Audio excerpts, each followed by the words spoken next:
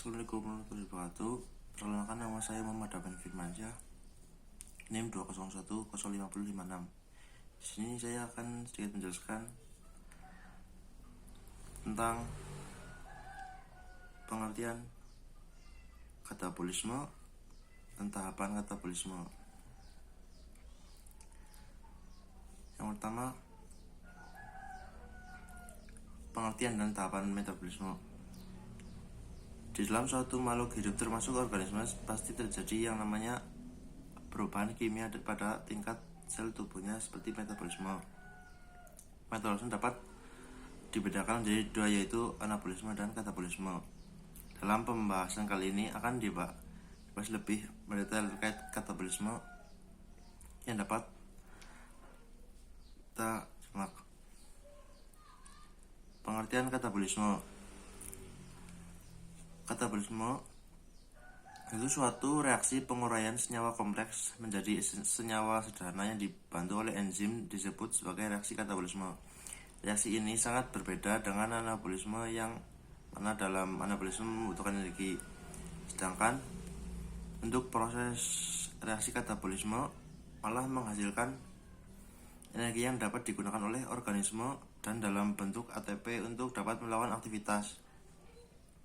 Dari pengertian katabolisme yang telah disebutkan, terdapat beberapa contoh reaksi katabolisme yang berlangsung di dalam tubuh, yaitu nasi yang Anda makan dalam setiap harinya. Di dalam nasi terdapat karbohidrat yang diubah menjadi energi untuk digunakan dalam reaksi katabolisme dalam bentuk ATP. Reaksi katabolisme memiliki dua fungsi, yaitu untuk menyediakan bahan baku yang digunakan dalam sintesis molekul lain dan untuk menyediakan energi kimia yang dibutuhkan dalam aktivitas sel. Di sini saya akan membahas tentang tahapan katabolisme glikosis. Glikolisis merupakan proses perubahan glukosa menjadi asam pirufat serta ATP tanpa memerlukan oksigen. Dengan kata lain, glikolisis merupakan suatu reaksi biokimia yang mana glukosa dioksidasi menjadi molekul asam pirufat. Dapat diartikan juga bahwa glikosis merupakan suatu proses metabolisme yang terjadi dalam banyak jenis sel pada hampir semua makhluk hidup. Dalam proses glikolisis terjadi energi yang dihasilkan lebih sedikit apabila dibandingkan dengan proses oksidasi aerobik yang terjadi sempurna, di mana energi yang tersebut tersimpan dalam senyawa organik seperti adenosine triphosphate atau seringkali disebut dengan istilah NADH ATP. Glikolisis berasal dari dua kata, yaitu glukosa yang berarti gula dan lisis yang berarti pemecahan glukosa.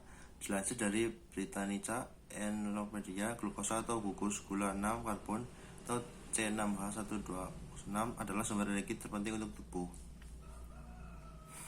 Glikolisis adalah proses pemecahan gula yang berlangsung dalam sitoplasma sel. Proses glikolisis memecah gula menjadi asam pirufat NADH dan energi dalam bentuk ATP. Alur tersebut adalah 10 tahapan proses glikolisis yang ditemukan oleh Gustav Emden, Otto Meyerhof, dan Jacques Panas sehingga dinamakan dengan jalur Emden-Meyerhof-Panas atau EMP. Mungkin itu saja yang bisa saya sampaikan, kurang lebihnya mohon maaf.